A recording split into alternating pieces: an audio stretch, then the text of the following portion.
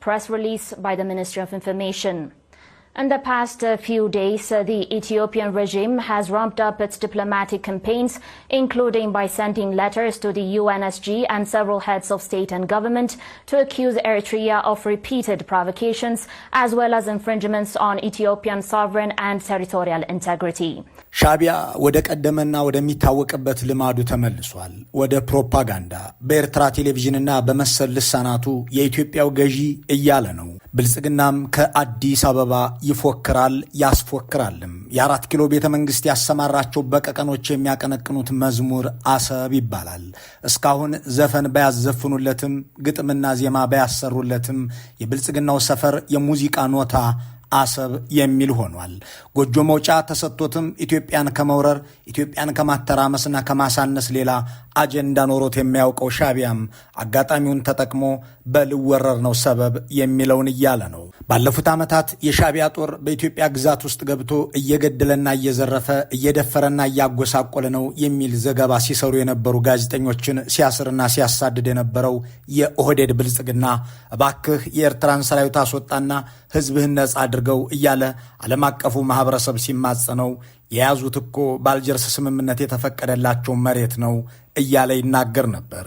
ይህን ንግግር ጠቅላይ ሚኒስትሩ በአማርኛ ለኢትዮጵያ ህዝብ፣ ሬድዋን ሁሴን ለአፍሪካ ህብረት በእንግሊዝኛ የተናገሩት ነውና ተመዝግቧል። አሁን ደግሞ የሻቢያን አገር መውረርና አዲስ ጦርነት ሲያምረው ጋብዘው ያስገቡትን የሻቢያን ጦር መሬታችንን ይዟልና እወቁት ብለው በየኤምባሲው ደብዳቤ ሲበትኑ ከርመዋል። ቁም ነገሩ ያልተገኘን ነዳጅ አወጣን ያሉትን ጠቅላይ ሚኒስትር እግዚአብሔር ረድቶን ቀይ ባህር ገባን ብለው የተናገሩትን አብይን አሻግራቸዋለሁ ብለው የማህበረሰብ የጋራ እሴትን የበጣጠሱትን የብልጽግናዎች አለቃ እንደገና አምኖ አሰብን ላመጣልህ ነው ሲሉትም የሚንጋጋውን መንጋ የሚመለከት አይሆንም። ኢትዮጵያ በታሪኳ ጎረቤቶቿን የመውረር እሴት የሌላት ብትሆንም የኢትዮጵያን ነባር ጥሪቶች ሁሉ መበተን መተዳደሪያው ያደረገው ብልጽግና አሁን ሻቢያን ለመውረር 11ኛው ወይም 12ኛው ሰዓት ላይ ያለ ይመስላል። በዚህ በየሳምንቱ ለአምባገነኖች መዘከሪያ በመደብነው ቀን ይህንን ጉዳይ በተለየ መንገድ እንመልከተው። የአምባገነን መሪዎች አንዱ ጠባይ ጎረቤትን መውረር ነው። አንድ አምባገነን አገዛዝ ሌላ አገርን ሲወር ምን ሊያጋጥመው ይችላል? አገሩስ ምን አይነት ዕጣ ፈንታ ይኖረዋል? አምባገነኖች ጎረቤት አገርን ወረው ካሸነፉና ከተሸነፉ የሚኖረው ውጤት እንዴት ያለ ነው የሚለውን ለመገንዘብ ሩቅ ሳንሄድ እዚያው የኢትዮጵያ ጎረቤቶች አካባቢ እንፈልግ። ዚያድ ባሬ፣ ኢዲ አሚን ዳዳ፣ መንግስቱ ኃይለማርያም፣ ዚምባብዌ፣ ታንዛኒያ፣ ኡጋንዳ፣ ጁልየስ ኔሬሬ የሚባሉ ስሞችን እናነሳና ከርዕሰ ጉዳያችን ጋር የሚዛመደውን ታሪክ እናስቀጥል። ከዚያም ኢሳያስና አብይ ዕጣፈንታቸው ምን ሊሆን ይችላል የሚለውን ለመመልከት እንሞክር። ጉዞ ወደ 1970ዎቹ፣ ጉዞ ወደ ሶማሊያ፣ ከዚያን ጀምር። In 1977, the great powers' attention shifted to the Horn of Africa. ዚያድ ባሬ የተባለ ሶማሊያዊ ፕሬዚዳንት ታላቋ ሶማሊያ የሚል ፕሮጀክት ነድፎ ከኢትዮጵያም ከኬንያም ከጅቡቲም ግዛት ቆርሼ ካልወሰድሁ አለ። ይህንንም ፓን ሶማሊዝም ሲል ጠራው። ይህ አጀንዳው በአገሩ ህዝብ ተወደደለት፣ ተደገፈበትም። በ1970 ዓ.ም መስከረም ወር ላይ ታንኮቹን እየነዳ አውሮፕላኖችን እያምዘገዘገ ሰራዊቱን እያግተለተለ ወደ ኢትዮጵያ ሉዓላዊ ግዛት ገባ። አሁን ሶማሌ ክልል የሚባለውን የኢትዮጵያ ክፍልም በጠቅላላ ተቆጣጠረው። ኢትዮጵያ ተገዳ ራሷን ወደ መከላከል ገባች። የኢትዮጵያ ገበሬ ቋንቋው ቢለያይም የአገር ፍቅር አጋምዶት በአንድ አገር ልጅነት ተግባብቶ ዘመተ።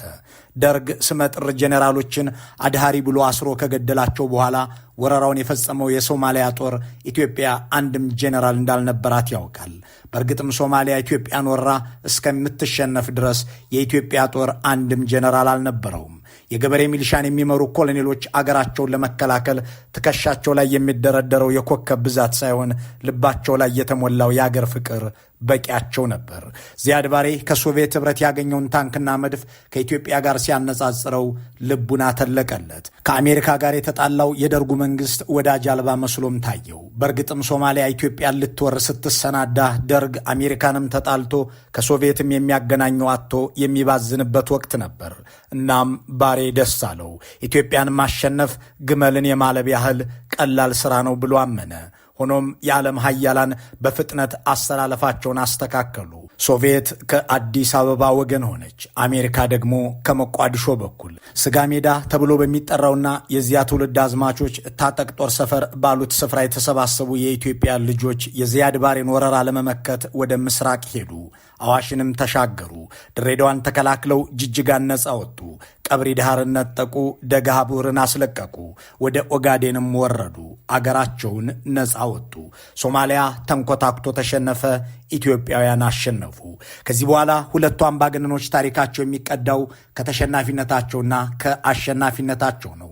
አሸናፊው መንግስቱ ኃይለማርያም ምንም እንኳን አገራቸው ላይ የተከፈተውን ወረራ በድል ከተወጡ በኋላ እሳቸው ላይ የተከፈተውን ዘመቻ ለማክሸፍ ተጠቀሙበት። የአገር ልጅ ተረባርቦ ያስገኘውን ድል፣ የምስራቁ ድል በሰሜን ይደገማል ብለው የአገር ውስጥ ተቃዋሚዎቻቸውን ለመውጋት ማበርቻ አደረጉት። እጃቸውን ይዘው ሶሻሊዝም ያስተማሯቸውን መኢሶኖች ከሶቪየት ኅብረትም ጋር ያገናኟቸውን እነዚያን ሰዎች ሳይቀር ለማሳደድና ለመግደል ድፍረት አገኙበት። ስልጣንን ያለ ተቀናቃኝና ያለ ስጋት ለመጠቅለል የሚያስችላቸውን ፈርቀደዱበት። የሶማሊያው ድል የሞራል የበላይነት ያስገኘላቸው ብቻ ሳይሆን የውትድርና ጠበብትም ያስመሰላቸው ሆነ። እናም በኩራት ተኮፈሱበት። ሶማሊያን ያሸነፈው መንጌ ኢህአፓና መኢሶን፣ ሻቢያና ወያኔ ቀላል ስራዎቹ ናቸው ተባለላቸው። እሳቸውም ይህንኑ አመኑት። በእርግጥም ኢህአፓና መኢሶንን አሸነፏቸው። ብርሃነ መስቀል ረዳና ኃይሌ ፊዳን በአንድ መቃብር እስከ መቅበርም ደረሱ። የመሃል አገሩን ፖለቲካም ከነዚሁ ኃይሎች አጽንተው የደርግ ብቻ አደረጉት። መንግስቱ በወራሪው የሶማሊያ ጦር ላይ ያመጡት የበላይነት በአገር ውስጥ የተገለገሉበትን ሁኔታ ኢሳያስ አገራቸውን በመከላከል ቢሳካላቸው በኢትዮጵያ ውስጥ ምን ሊገጥም እንደሚችል እያሰላሰልን ወደ ዚያድ ባሬ እንመለስ። በእውነቱ ዚያድ ባሬ ኢትዮጵያን ሲወር የእሱንም ሆነ የአገሩን መጥፊያ ክብሪት እንደለኮሰ ልብ ያለው አይመስልም። ያ የጋለ ህዝባዊ ድጋፍ አለኝ ብሎ በኢትዮጵያ ቆላዎችና ደጋዎች የሰነበተው የዚያድ ባሬ ልብ ከ7 ወራት በኋላ ሟሸሸ። ያ የሞቃዲሾ አደባባዮች የሶማሊያ ከተሞች አልበቃ ብለውት የነበረው ህዝባዊ ድጋፍና አገራዊ ስካር በኢትዮጵያ ራስን የመከላከል ፍትሐዊ ጦርነት ቅስሙ ተሰበረ። የኢትዮጵያ አርሶ አደር ከመንግስት የቀረበለትን ጥሪ ተቀብሎ ከያቅጣጫው ተጠራርቶ አገሩን ሲከላከል የሚመክተኝ የለም ብሎ ምሳችን ድሬዳዋ፣ እራታችን ናዝሬት እያለ የገባው ጦር ስንቁንና ትጥቁን ጓዱንና ጉዱን እየተወ ወደ መጣበት ፈረጠጠ። ዚያድ ባሬ ደነገጠ። የከፈተው ጦርነት ለሽንፈት ዳረገው። የሱም ሁኔታ የሶማሊያ ዕጣ ፈንታ ቀውስ ውስጥ የሚገባው ከዚህ በኋላ ነው። ሶማሊያዊ ጋዜጠኛ ሃሩን ማሩፍ ይናገራል። ለዚያድ ባሬ ስልጣን ማጣትም ሆነ ለሶማሊያ መፍረስ ምክንያቱ ኢትዮጵያን መውረሩ ነው ይላል። ከዋናው አጋዡ ከሶቪየት ኅብረት ጋር ተጣላ፣ ከአፍሪካ ኅብረትም ጋር ተቀያየመና ኢትዮጵያን ወረረ።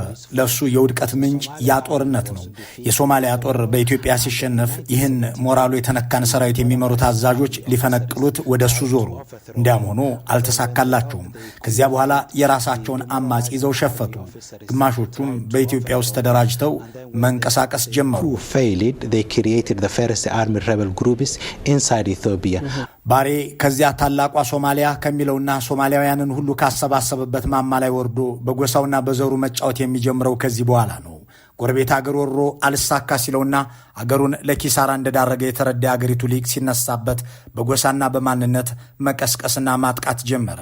ይችን አጋጣሚ መንግስቱ ኃይለማርያምም በሚገባ ተጠቀሙባት። ከተበታተኑት የሶማሊያ አንጃዎች እርስ በርስ የሚጠፋፉትንም ዚያድ ባሬን የሚያጠፉትንም በተናጠል መደገፍ ጀመሩ። የሶማሊያን የአርበኝነት ስሜት የኢትዮጵያ ብሔራዊ ደህንነት ስጋት አድርገው የተመለከቱት ኮሎኔል መንግስቱ የሞቃዲሾን መንግስት በራሱ አገር ልጆች ለማፈራረስ የሚያስችላቸውን ስራ ሰሩ። ሶማሊያን በሶማሊያውያን በታተኗት። ዚያድ ባሬ አገሩን ጥሎ ፈረጠጠ። ከኢትዮጵያ ግዛት ቆርሶ ሊወስድ የነበረው ባሬ የራሱንም አገር አጣ። ሶማሊያ የጎበዝ አለቆች ምድር ሆነች። እዚህ ጋር ልክ እንደ ዚያድ ባሬ ኢትዮጵያ መበተን አለባት የሚሉትን የኢትዮጵያ ታላቅ መሆን እኛ ላይ ጥላ ያጠላል ብለው የሚያምኑትን ኢሳያስ አፈወርቂንና ሻቢያ ወዳጅ አልባ አገር ነው፣ አሜሪካም አውሮፓም አይደግፈውም የሚል የተሳሳተ ትንታኔ ያላቸውን አብይ አህመድን እያሰብን ወደ ታንዛኒያ እንሻገር። On the 1st of November 1978, Idi Amin Dada announced that he had annexed the Kagera region. This marked the beginning of the Uganda-Tanzania war. በ1970ዎቹ መሪነትን ከእብሪትና መሐይምነት ጋር አዋህደው ከነበሩ ሰዎች መካከል የኡጋንዳው ኢዲ አሚን ዳዳ አንዱ ነበር። ኢዲ አሚን ነፍስና ስጋውን ከጭከና ጋር ያዛመደ ከክፍለ ዘመኑ ኋላ ቀር መሪዎችም አንዱ ነበር። ስልጣኗን ያገኘው አምነው ያቀረቡትን መርጠው የሾሙትን ፕሬዚዳንት ኦቦቴን ፈንቅሎ ነው። ፈንቅሎ የያዘውን ስልጣን ሁሉንም ነገር አደረገበት። አገር አደህየበት፣ 300 ሺህ ህዝብ የሚደርስ ሰው ፈጀበት፣ ድሃ አስራበበት፣ ኡጋንዳን ዘረፈበት፣ ከ7 በላይ ሚስት አግብቶ ከ30 በላይ ቁባቶችን አስቀመጠበት፣ 50 የሚደርሱ ልጆችም ወለደበት። ስልጣኑን ሁሉንም ነገር አድርጎበት የቀረው ጎረቤት መውረር ነበር። በተለይ የፈነቀላቸውን ፕሬዚዳንት ኦቦቴንና ደጋፊዎቻቸውን ያስጠጋቸውን ታንዛኒያን ጠመዳት። እናም አሰበ፣ ታንዛኒያን መውረር የተገባ ነው ብሎ አሰበ። ተቃዋሚዎችን በሙሉ ያስጠለለው የኒሬሬ መንግስት ካልተወገደ ሰላም አላገኝም አለ። እናም ይፋዊ ወረራውን ከማወጁ አስቀድሞ ጄኔራሎቹን ሰብስቦ የተናገረውን ማርክ ሊዮፖልድ ዘ ስቶሪ ኦፍ አፍሪካን አይከን ኦፍ ኢቭል በሚለው መጽሐፉ ተርኮታል። ከታንዛኒያ ጋር የምናደርገው ጦርነት አክብደን የምንመለከተው አይደለም። ይህ መለማመጃችን ነው። ዋናው ጦርነት በቀጣይ ደቡብ አፍሪካ ሄደን ከአፓርታይድ ስርዓት ጋር የምናደርገው ነው። ታንዛኒያ ላይ አሟሙቀን ወደማይቀረው የአፍሪካ ሻምፒዮና እናመራለን። ይህንን እብሪቱንና ንቀቱን አሁን አብይ አህመድ ኤርትራን አሳንሰው ከሚመለከቱበት መነጽር ጋር አስተያይተኑ ከመቀጠላችን በፊት የኡጋንዳውን ሰው ታሪክ እንቋጨው። የኢዲ አሚን ዳዳ መታበይ ታንዛኒያን ለመወረር ዳረጋት። የወቅቱ ፕሬዝዳንት ጁልየስ ኔሬሬ ተገደው ወደ ጦርነት የገቡበትን ሁኔታ፣ አገራቸውን ለመከላከል የዘንበቱበትን መንገድ ተፈጥሯዊ ሆኖብን ከእባብ ጋር ተጎራብተናል። እባቡ ድንበራችንን አልፎ ወሮናል። ይህንን ጭንቅላቱን ማለት ያስፈልጋል ብለው ገለጹት። ታንዛኒያውያን መምህሩ እያሉ የሚጠሯቸውን መሪያቸውን ንግግር በሰሙ በማግስቱ ክተት ብለው ወጡ። ታንዛኒያ በሚገባ ራሷን ተከላከለች። ጁልየስ ኔሬሬ ያስጠለሏቸውን የኡጋንዳ ፖለቲከኞችና ታጣቂዎች ሁሉ አደራጅተው እስከ ካምፓላ ዘለቁ። አሚንም እንዲህ ባለ መታበይ የለኮሰው እሳት ለበለበው። ፈልጦ የቆረጠባት ስልጣን አደጋ ውስጥ ወደቀች። የታንዛኒያ ጦር የኢዲ አሚን ዳዳን ሰራዊት እየነዳ ካምፓላ ደጃፍ ደረሰ።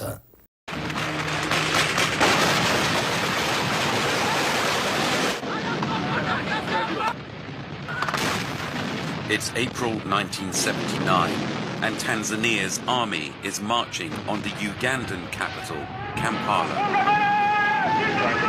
የኢዲ አሚን ዳዳ ወረራ እብሪት፣ የታንዛኒያ ራስን መከላከል እውነት ነበር። እውነት እብሪትን እያሸነፈች ቀጠለች። አስገራሚው ነገር አማጽያኑን እየመሩ በድጋሚ የኡጋንዳ ፕሬዝዳንት ለመሆን እየታገሉ የነበሩት ኢዲ አሚን ዳዳ የፈነቀላቸው ሚሌቶን ኦቦቴ ነበሩ። ዳዳ በተከፈተበት መልሶ ማጥቃት ዶጋመድ ሆነ። የሚወጣበት ቀዳዳ የሚያመልጥበት ሰርጥ ጠፍቶት ግራ በተጋባበት ወቅት የሊቢያው ሙአመር ጋዳፊ ደረሰለት። አንድ አውሮፕላን ልኮ ከ4 ሚስቶቹ ከ20 ልጆቹና ከበርካታ ቁባቶቹ ጋር ወደ ትሪፖሊ ያሻገረው። ከነነፍሱ ተይዞ እንደ ሳሙኤል ዶ ከመሆን ወይም እንደ ዊልያም ቶልበርት ከመታረድ ተረፈ። ኢዲ አሚን ዳዳ ልክ እንደ ኦቦቴ ስደተኛ ሆነ። ጋዳፊም ባህሪያቸው ተቀየረ። ውጣልኝ አሉት። ፕሬዚዳንት በነበረ ጊዜ የሳውዲ አረቢያው ንጉሥ አብዱልአዚዝ በኡጋንዳ ብዙ መስጂዶችን እንዲያሰሩ ፈቅዶላቸው ስለነበር ይህንን እንደ ውለታ ቆጥረው አስጠጉት። ፖለቲካ እንዳይሰራ፣ ቃለ ምልልስ እንዳይሰጥና በኡጋንዳ ጉዳይ ትንፍሽ እንዳይል አድርገው አስቀመጡት።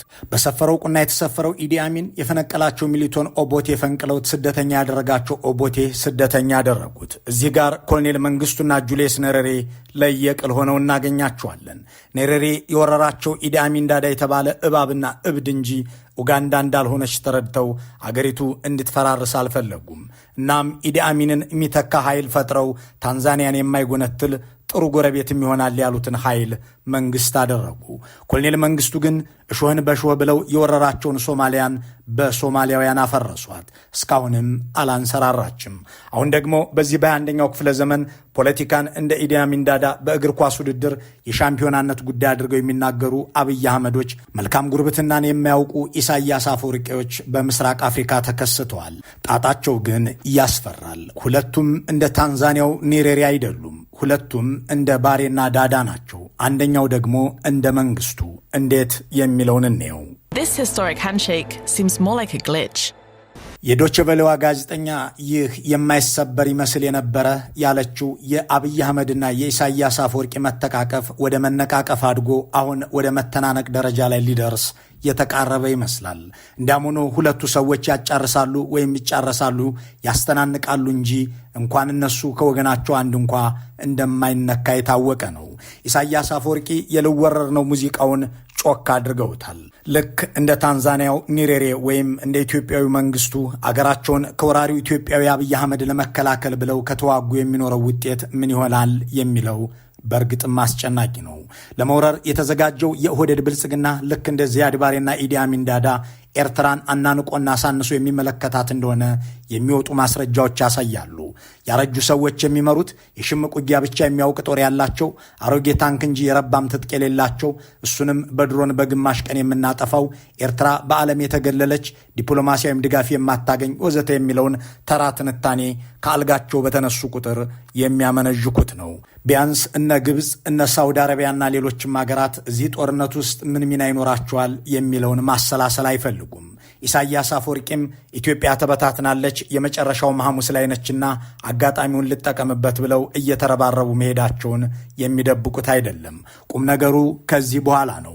አብይ ተሳክቶላቸው የኤርትራ ወረራ ከቀናቸው የአስመራውን አገዛዝ አፍርሰው እንደዛቱት የኤርትራን የአገርነት ህልውናም እንደ ፍልስጤም ካደረጉት በኢትዮጵያ ምድር የሚተርፍ ፖለቲከኛና የእሳቸው ተቃዋሚ ወይም ተቺ ላይኖር ይችላል። ልክ መንግስቱ ዚያድ ባሬን ካሸነፉ በኋላ የምስራቁ ድል ይደገማል እያሉ በመሃል ሀገር ኢህአፓንና መኢሶንን እንደጨፈጨፉት ሁሉ አብይም እስካሁን የገደሉትን በ3 እና 4 እጥፍ አሳድገው ሚሊዮኖችን የሚጨርሱበት ሌላ ቀይ ሽብር በይፋ ሊያውጁ ይችላሉ። በተቃራኒው ደግሞ ኢሳያስ አፈወርቂ አገራቸውን የመከላከል እድል ገጥሟቸው በአረቡም በግብፅ እገዛ የኦህዴድ ብልጽግናን ጦር ካሸነፉ ኮሎኔል መንግስቱ ሶማሊያን እንደበተኗት ሁሉ ኢትዮጵያን ለመበታተን ድንቅ እድል እንዳጋጠማቸው ይቆጥሩታል።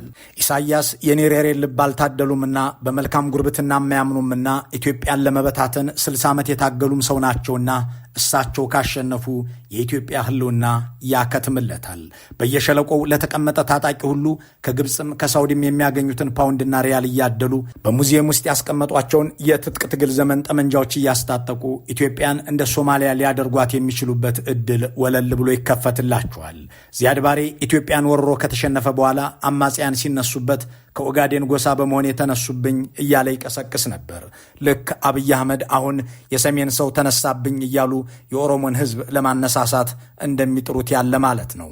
እንዲያም ሆኖ አብይ ኦሮሞን እንደፈጁትና በየእስር ቤቱ እንዳጎሩት ሁሉ ዚያድ ባሬም ኦጋዴኖችን እንዲሁ ያደርጋቸው ነበርና አልታደጉትም። በእነሱም ትግል ጭምር ፈርጥጧል። እናም ልክ መንግስቱ የሶማሊያን ታጣቂ ቡድኖች እንዳገዙት ሁሉ ዚያድ ባሬንም ለስደት እንደዳረጉት ሁሉ ኢሳያስም አብይ ወደ አቡዳቢ እንዲፈረጥጡ የኢትዮጵያ ኃይሎች የጎንዮሽ መተላለቃቸውን እንዲያስቀጥሉ ኢትዮጵያን የማፍረስ ተግባርም እንዲገፋበት ለማድረግ ትብብርና አንድነት እንዳይኖራቸው ለመከፋፈል አብዝተው መስራታቸው አይቀርም። አብይም ሆኑ ኢሳያስ እንደ ዚያድ ባሬና ኢዲ አሚን ዳዳ እንጂ እንደ ጁልየስ ኔሬሬ ያለ ልብ የላቸውምና የምስራቅ አፍሪካ የትርምስ ማዕከልን ወለል አድርገው ሊከፍቱት ይችላሉ። አምባገነኖች የሌላን አገር ሲወሩ ግን ብዙ ጊዜ እጣፈንታቸው እንደ ዳዳና ባሬ ነው። ወራሪ መሆን ዓለም አቀፉ ግዘትን ያስከትላል። በተለይ እንዲህ በተከፋፈለ ሁኔታ ውስጥ ሲሆን ደግሞ አገር ያፈርሳል። መልካሙን ሁሉ በመመኘት በዚሁ እንሰናበታለን።